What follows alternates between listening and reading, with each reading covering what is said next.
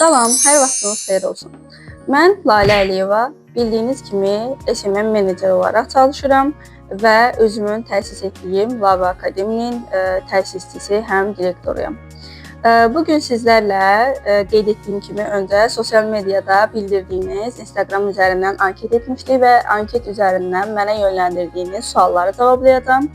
Amma suallara keçməmişdən öncə birazcıq özüm haqqında məlumat verim. Daha sonra sizə maraqlı olan sualları cavablayacağam. Qeyd etdiyim kimi, mən Lalə Əliyeva, 24 yaşım var və 2019-2023-cü il Bakı Qızlar Universitetinin İbtidai sinif müəllimliyini bitirmişəm. Amma buna baxmayaraq tam fərqli bir sahədəyəm bu saat və o üzrə çalışmıram. Çünki müəllimliyə ekstra bir marağım olmadığına görə SMM olaraq fəaliyyət göstərirəm. Belə baxanda, məntiqlə baxanda yenə müəlliməm əslində. SMM-i tədris edirəm. Bir çox tələbələrim var. Onlar da artıq öz işlərinin qurucusudurlar. Hər birinə də buradan uğurlar arzu edirəm. Yəni uzun sözün qısası, bu sahəni bitirməyimə baxmayaraq marağım olmadığı üçün tam fərqli bir sahəyə yönəlmişəm və o üzrə də çalışıram. Sözü çox uzatmadan onsuz bəzi suallarınız var, onlara cavab verəcəm. Beləliklə bir-birimizi daha yaxşı tanış olacağıq. İlk öncə Instagram üzərindən anketdə verdiyiniz suallara baxacağam, onları cavablayacağım. SMM-lik barədə də suallarınız var. İstər şəxsi olsun, istər Lava Akademinin təsisi ilə bağlı. Yəni ortaya qarışıq bir şeydir, belə deyək. İlk sualımla o zaman başlayayım. Tələbəm Xədicə mənə yazıb ki, YouTuber oluyor hocam. SMM-yə başlamağa necə qərar verdiniz? Belə deyim, onsuz qeyd etdiyim kimi özümü müəllimlikdə görmədiyim üçün, ümumiyyətlə də ibtidai sinif müəllimliyində görmədiyim üçün, onsuz da başqa bir sahələrə yönəlmək kimi bir fikrim var idi. Sadəcə mənim marağım həmişə texnologiyaya falan, texnologiya dediyimiz, bildiyimiz texnologiya fənni deyil, yəni istər telefon olsun, istər televizor falan, yəni belə bir şeylərə çox əlaqəm olub həmişə. Hətta düşünün də şu an istifadə etdiyim telefondan əlavə hər kim olur olsun, nə telefonu olur olsun, istər o dediyimiz o knopkalı telefon, o telefon belə gətirilsə, istifadə etməsəm də hal-hazırda indi də o formadadır. Sadəcə bir-iki bir şeyə baxaraq onları çözə bilirəm. Yəni marağım daha çox belə bir şeylərə var idi. Ən çox da əslində mənim yönəlmək istədiyim tamamilə fərqli bir sahə idi. Office proqramları üzrə getmək istəyirdim mən. Sadəcə bir ani qərarla, belə deyim, həm belə bir şey deyim hətta, həm ofis proqramlarının kursuna yönəldiyim zaman da SMM-liyə də yönəldim. Bu sahə mənə çox maraqlı gəlirdi. Ən önəmlisi də hamımızın bildiyi kimi gəlir məsələsinə görə, qazanc əldə etməyə görə mənə ən çox istədiyim həmişə freelance olaraq işləyib qazanc əldə etmək olub. Ağlımda həmişə o düşüncə olub ki, yəni bunun asan yol deməyim də daha rahat yolu var düşünmüşəm. Yəni o dediyimiz o 9-6 rejim var, saat rejimi ilə işləmək. O mənə həmişə yorucu, sıxıcı gəlib. Ona görə də SMM-liyə daha çox marağım olub, o sahəyə yönəlmişəm. Yəni bu sahəyə yönəldiyim müddətdə də ofis proqramlarını da bitirmişəm. Onunla əlavə satış kursları, TOT kursu, yəni bununla yanaşı bir çox kurslara yönəlib, yəni onları da bitirmişəm əslində. Sadəcə içində mənə ən çox yaxın gələn, ən çox məni ifadə edən SMM-likdir deyə düşünmüşəm. Ona görə də SMM olaraq fəaliyyət göstərmişəm. Yəni keçək növbəti suala. Bir nəfər yazıb ki, bu yolda dəstəkçiniz kim oldu? Uğurlar. Təşəkkür edirəm. Bu yolda dəstəkçim deyəndə mənim ilk öncə onsuz hamısında Allah hamısının valideynlərimizin canını sağ eləsin. Atam olub təbii ki də.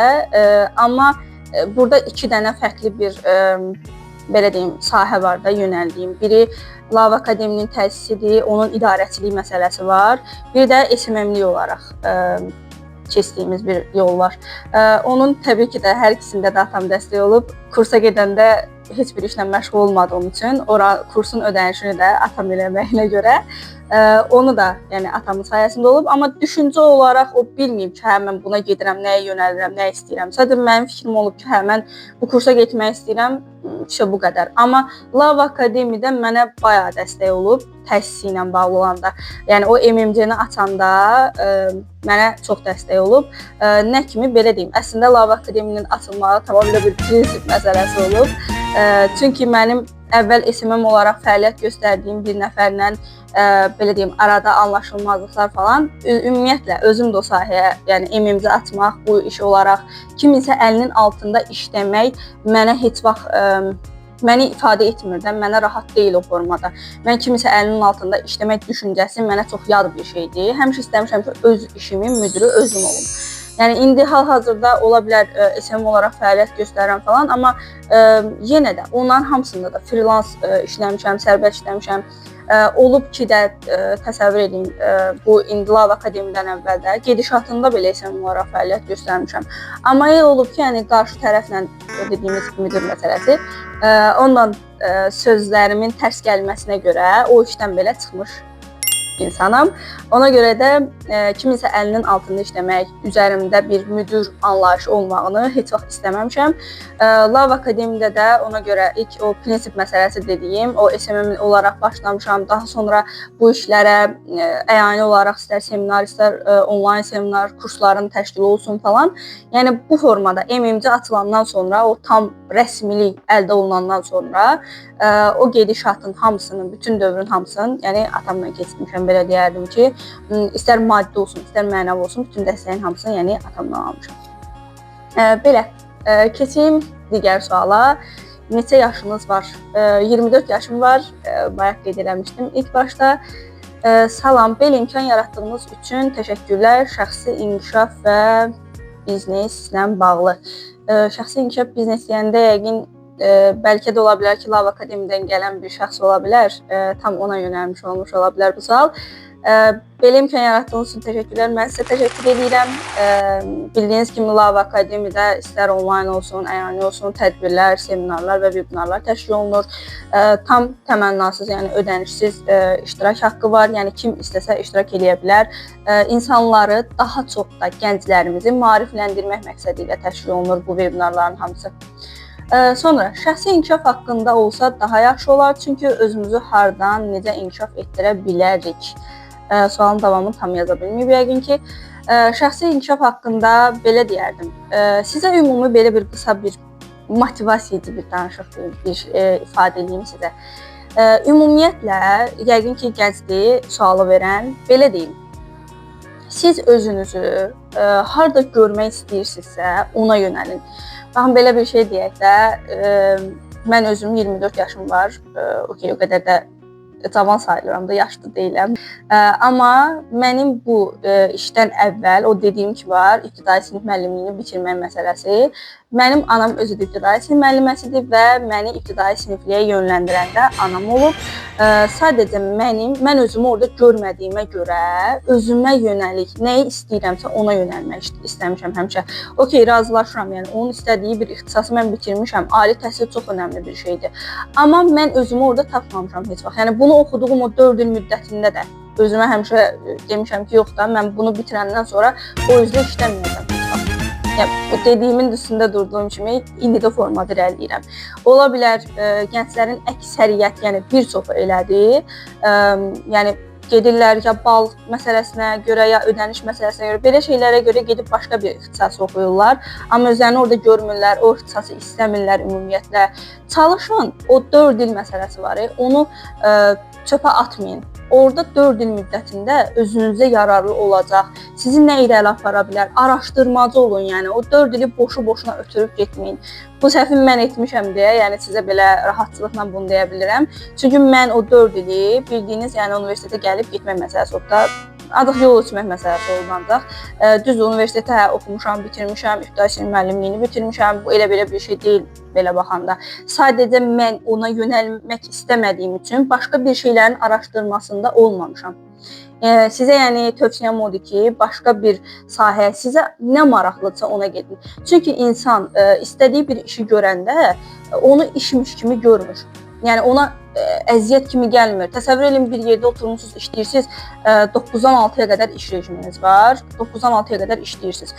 Amma siz özünüzü orada tapmırsınız, istəmirsiniz, yorucu gəlir sizə. Sadəcə ağlınıza gəlir ki, hə, ay sonu gəlsəydi 600-700-dən 1000 manat pulu alardım da, pul xətrini işləmiş olursunuz. Amma özünüzün istədiyi işi görəndə, sevərək görəndə, orada əldə elədiyiniz o qazanc da yəni sizə daha xoş gələcək, daha rahat görmüş olasınız işi, iş görmüş kimi hiss etməyəcəksiniz, belə deyim sizə. Bu sualımız SMM işində gəlir qazanmaq üçün sırf sosial şəbəkələrdə paylaşım etmək, kontent qurmaq, bu da deyəsən sual çoxdur deyə axıra qədər yaza bilməyib.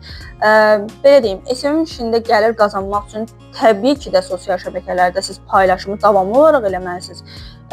Təbii ki də yəni öz xidmətinizi irəli sürməlisiniz də. Olar ki, siz SMM işi ilə bağlısınızsa, SMM ilə bağlı olanda sizin paylaşım eləməyiniz %100 önəmli bir şeydir.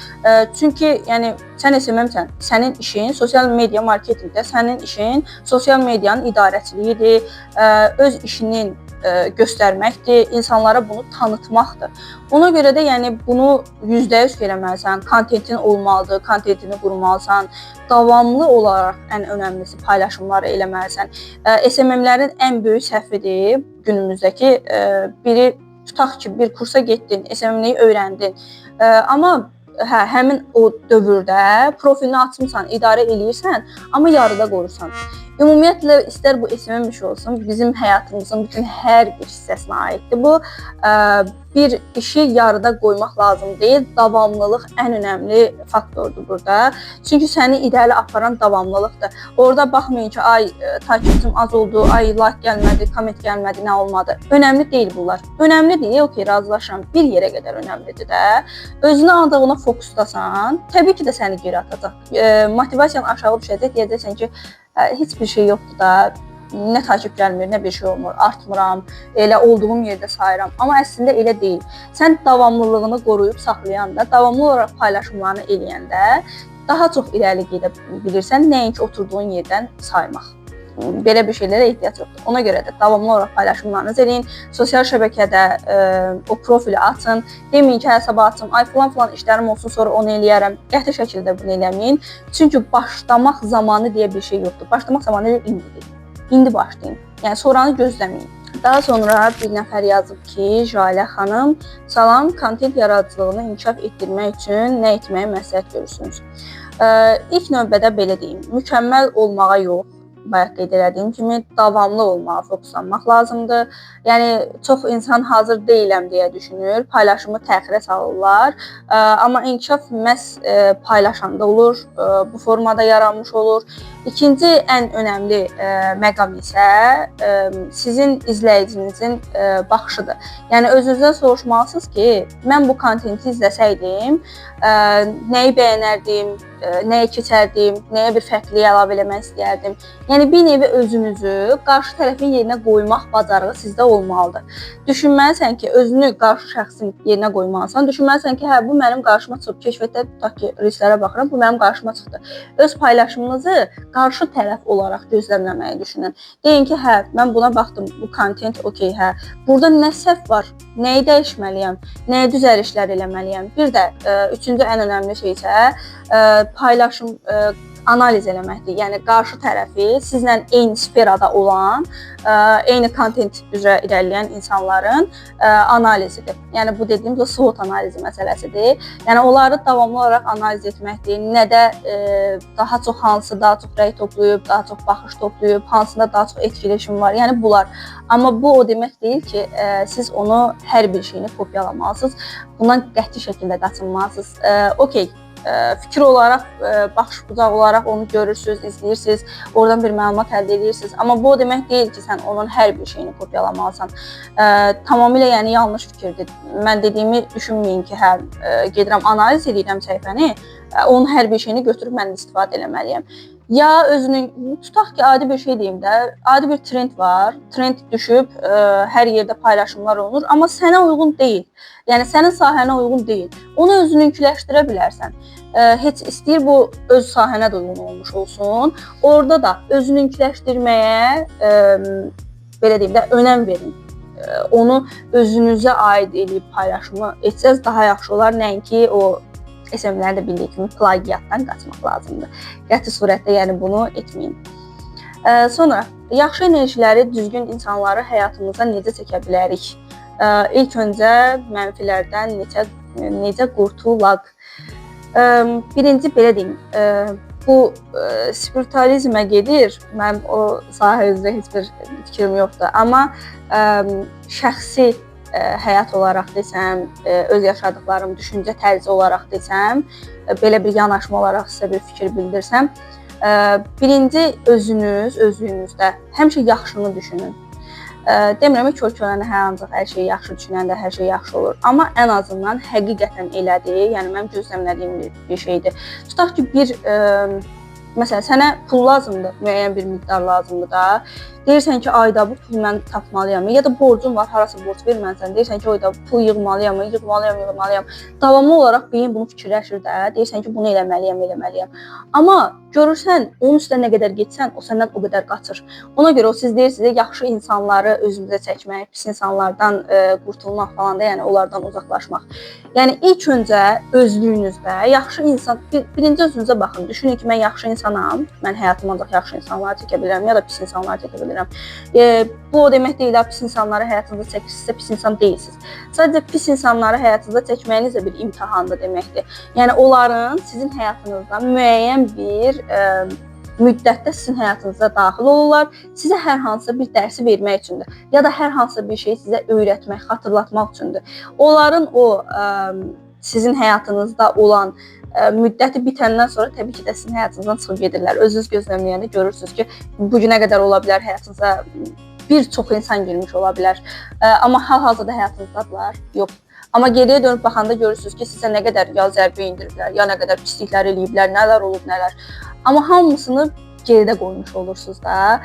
Artıq onun sizin həyatınızdakı missiyası bitib deməkdir. Belə, yəni bunu xırda bir şeylər sizə inşallah ki, xeyir olmuş olar. Çünki mən spiritualizmlə bağlı deyil, yəni o sahə üzrə deyiləm. Belə, mən suallarınızı cavabladım. Bu qədər sual vermişdiniz. İnşallah ki, sizin üçün xeyirli olacaq bir şeylər buradan götürmüş olarsınız. Ən önəmlisi mənim bunu hazırlamaqdan məqsədim sizlərlə tanış olmaq idi, sizlərlə bir əlaqə qurmaq idi və sizlərə ən azından az da olsa bir dəstək olmaq idi. Dinlədiyiniz üçün hər birinizə təşəkkür edirəm. Kanalıma abunə olmağı və rəy bildirməyi qəti şəkildə unutmayın. Sağ olun.